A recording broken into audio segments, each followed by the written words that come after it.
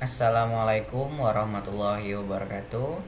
Izin memperkenalkan diri, nama saya Dede Kurniawan dengan NPM 211506107 dari kelas PSTIA. Jadi pada video kali ini saya akan melakukan percobaan untuk menggunakan algoritma penjadwalan berdasarkan metode shortest job first dan round robin sebagai tugas akhir dari praktikum sistem operasi dengan judul algoritma penjadwalan.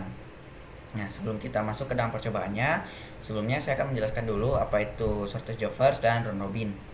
Nah, jadi algoritma shortest job first itu adalah algoritma yang akan menjalankan suatu proses bukan berdasarkan kedatangannya, tapi berdasarkan seberapa singkat burst time-nya dari proses tersebut. Jadi jika sebuah proses itu punya burst time atau waktu eksekusi yang singkat, jadi dia akan dieksekusi terlebih dahulu oleh CPU. Nah, kemudian untuk round robin sendiri, dia ini sistemnya adalah time sharing atau bergilir. Jadi setiap proses itu diberi alokasi waktu tertentu yang disebut juga sebagai waktu kuantum, biasanya 0 sampai 100 milisecond. Nah, ketika sebuah proses itu punya memakan waktu lebih dari waktu kuantum, dia akan digeser ke belakang antrian, kemudian digantikan oleh proses selanjutnya. Nah, setelah proses selanjutnya selesai, baru proses yang sebelumnya itu akan dilanjutkan lagi sampai waktunya selesai, seperti itu. Nah, langsung saja kita lanjutkan ke percobaannya di software CPU Simulator. Di sini kita sudah punya codingannya yang bernama penjadwalan program. Nah, di sini kita masuk ke dalam CPU Simulator. Pada tampilan awal kita masuk ke menu Advanced Compiler. Sini kita lakukan paste terhadap source code yang telah disediakan. Kemudian kita ke menu compiler, compile, dan klik compile. Nah, di sini software CPU Simulator ini akan melakukan kompilasi terhadap kode program sehingga menjadi bahasa mesin. Dan kita masukkan kode yang sudah dalam bahasa mesin ini ke dalam memori, ke dalam RAM di sini. Selanjutnya kita akan masuk ke dalam OS simulator. Nah, seperti biasa kita sudah disuguhkan dengan tampilan seperti ini. Di sini ada running process, ready process, dan waiting process. Nah, karena kita akan menggunakan algoritma shortest job first, di sini ada 3 opsi. Kita akan memilih yang paling tengah, yaitu shortest job first. Nah, untuk percobaan kali ini kita gunakan CPU speednya yang paling tinggi. Nah, kita buat proses baru tanpa delay dan lifetime-nya 0. Kita klik new process. Kita ke selanjutnya kita non preemptive. Kita atur delay-nya menjadi misalkan di sini 5 detik. Kemudian kita buat lagi. Kemudian kita buat lagi proses delay-nya kali ini misal adalah 3 detik. Dan kita buat satu lagi yang keenam, atau ada misalnya 7 detik lah. Nah, seperti itu. Jadi di sini ada ready proses yang siap dijalankan oleh CPU. Kemudian di sini ada 3 proses yang menunggu di dalam antrian. Nah, kita kemudian bisa langsung kita start saja. Kita lihat di proses stage. Nah, bisa kita lihat di sini core CPU yang pertama ini menjalankan proses pertama, kemudian dilanjutkan ke proses ketiga lebih dulu. Nah, dia menjalankan proses ketiga, kemudian dia melanjutkan ke proses kedua CPU-nya. Kemudian setelah proses kedua selesai, CPU melanjutkan eksekusi ke proses yang keempat. Nah, jadi kenapa seperti ini? Karena di algoritma shortest job first ini dia menjalankan berdasarkan seberapa singkat burst time-nya. Namun karena software CPU simulator ini tidak bisa mengatur proses lifetime, jadi di sini saya menggunakan arrival delay sebagai penggantinya. Jadi dia akan menjalankan berdasarkan waktu kedatangannya, seperti itu. Bisa kita lihat dulu di proses start di sini. Dapat kita lihat di sini pada P1 tadi karena langsung dijalankan, jadi tidak muncul di sini karena dia langsung running. Kemudian di sini untuk P2, P3 dan 4 karena dia memiliki delay. Di sini untuk P2 sendiri dia delay-nya adalah 14 detik. Waktu tunggunya adalah 14 detik. Kemudian P3 adalah 7 detik dan P4 adalah 21 detik. Nah, kemudian untuk rata-rata waktu tunggu dari setiap proses itu adalah 10 detik. Nah, kemudian dapat kita lihat dulu di dalam log ini. Nah, di sini dapat kita lihat P1 load into ready queue. Kemudian dia langsung ready dan sesi penjadwalan dimulai dengan algoritmanya adalah skemanya adalah shortest job first dengan prioritas non preemptive. Jadi mana ketika proses dijalankan dia tidak dapat digantikan oleh proses lain seperti itu. Kita lihat di sini urutan eksekusinya itu 1, 3, 2 dan 4. Di mana 1 itu langsung dari ready ke running. P3, 2, 4 dia masuk dulu ke dalam ready queue. Gitu. Nah, di sini kita bisa lihat di stats untuk proses pertama dia menggunakan waktu sebanyak 8 detik atau lebih presisinya itu 7,501 detik dengan waktu tunggunya adalah 0,09 detik dan burst periodnya adalah 95 tiks. Nah, setelah proses yang pertama selesai, dilanjutkan ke proses ketiga. Nah, di sini proses ketiga sendiri juga memakan waktu yang cukup singkat yaitu 7 detik dengan waiting time-nya adalah 7,37 detik sesuai dengan waktu eksekusi dari proses pertama tadi. Nah, burst periodnya juga masih 95, tiksnya juga 95. Nah, memory swap-nya 0. Nah, setelah proses ketiga selesai, kemudian dilanjutkan ke proses kedua seperti itu. Nah, di sini di proses kedua dia juga menggunakan time sebanyak 7 detik dengan waktu tunggu 14 detik.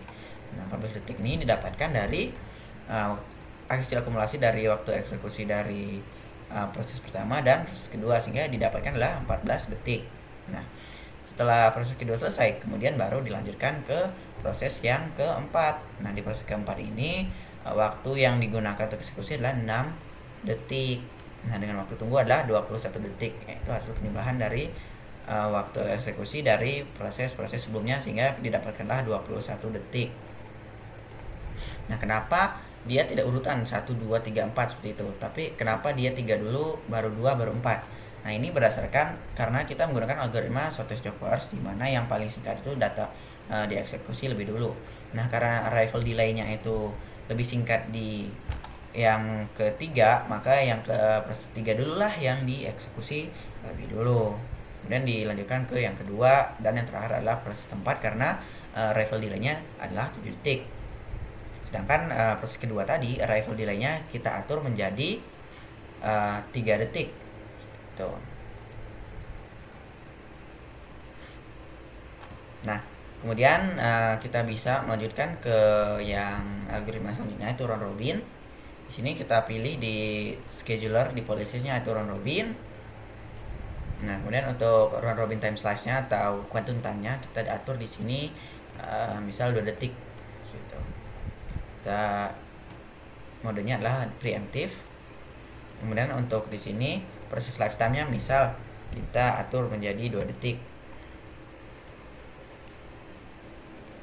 CPU speed-nya juga paling tinggi. Namanya proses 1 kita buat. Nah, selanjutnya untuk yang kedua kita atur misal 4 detik dengan arrival delay-nya itu 5 kita buat arrival delay 4 saja, dia masuk ke dalam ready queue. Kemudian untuk yang P3 proses ketiga kita atur juga menjadi 4 detik dengan arrival delay-nya juga 4 detik kita buat. Nah, kemudian untuk P4 kita atur menjadi 3 detik misal dengan arrival delay-nya 3 detik juga buat. Nah, di sini kita sudah membuat 4 buah proses di mana satu proses pertama itu tidak memiliki arrival delay dengan lifetime-nya itu 2 detik. Kemudian untuk proses kedua dia punya lifetime sebanyak 4 detik. Nah, 4 detik. Nah, kemudian kita langsung saja kita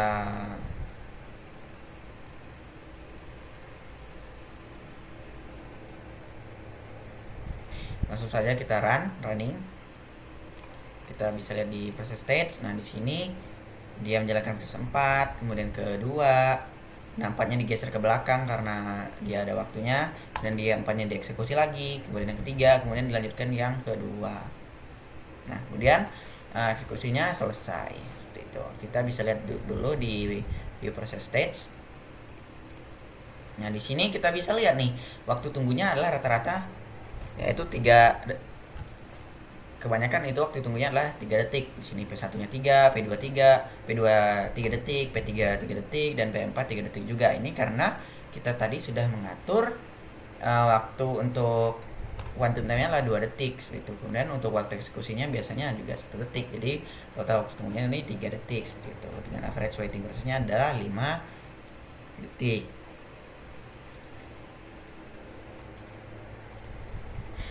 Nah, kita bisa lihat selanjutnya di lognya.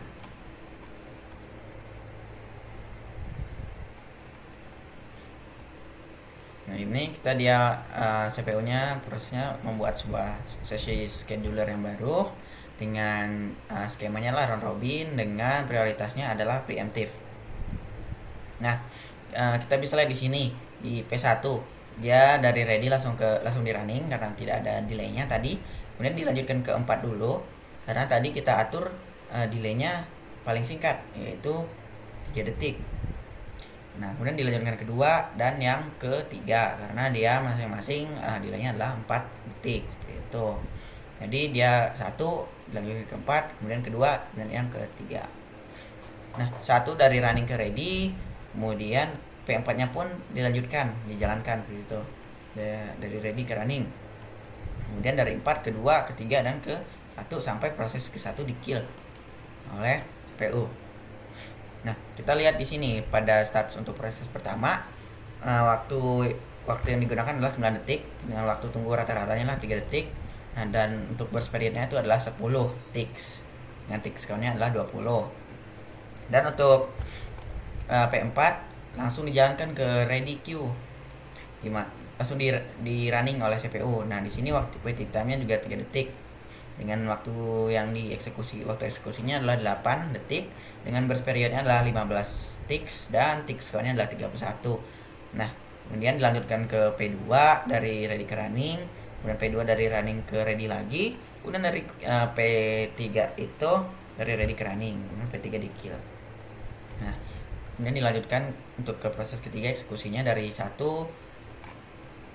4 dan yang kedua di skip dilanjutkan ke yang ketiga. Nah, di yang ketiga ini adalah waktu eksekusi 6 detik dengan waktu tunggunya juga masih 3 detik. Nah, kemudian untuk burst periodnya sendiri dia 21 dengan tick count-nya 42.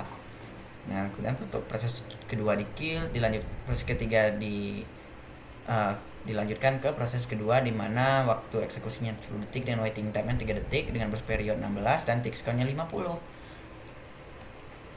Dan waktu tunggu rata-ratanya adalah 5,28 detik. Nah, kemudian dilanjutkan lagi ke proses pertama karena belum selesai sebenarnya. Jadi dia waktu eksekusinya 95 detik, 95 ticks. Bukan ini untuk yang sebelumnya. Nah, jadi seperti itu. Jadi algoritma round robin ini dia mengeksekusi secara bergilir. Jadi kalau waktu quantum time-nya yang 2 detik tadi sudah habis, dia digeser ke belakang queue sehingga proses lain bisa menggunakan CPU seperti itu. Nah, setelah proses lain selesai baru dilanjutkan ke proses yang diundur tadi, dilanjutkan lagi eksekusinya seperti itu.